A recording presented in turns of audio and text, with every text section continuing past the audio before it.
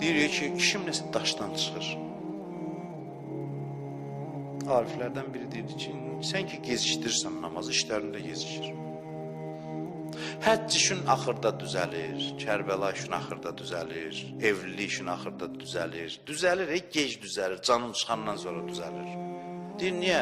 Çünki namazı sən axıra saxlayırsan, işin də axıra qalır. Hamısının təsiri var sənin həyatı. İnsanın namazının mənasını insan başa düşsə görər, çox islah eləyir insanı.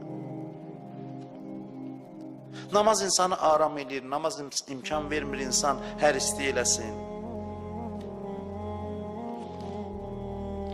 Bəziləri namaz qılır, amma hər istə heç onun namazı namaz deyil.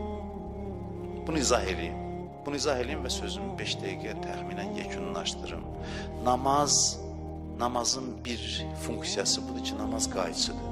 Namaz neçə şeydir? Namaz həm də qayçıdır.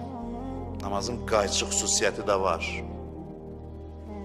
Bugün azan verilib, zöhr azanı məsələn. Bugün zöhr azanı, sənin nə işin var idi? Heç bir işim yox idi, uzanmışdım, tənbəlliyim tutmuşdu. Durdum, tənbəlliyimlə mübarizə apardım, qayçıladım. Dünən zöhr azanında nə inirdin? Nə işin vardı? Heç də dostlarla oturub şirin söhbət eləyirdim, azan verildi. Durdum ayağa, şirin söhbəti, onun içində olan nə qədər bağlılıqları qayçıladım. Sırağa gün necə idi?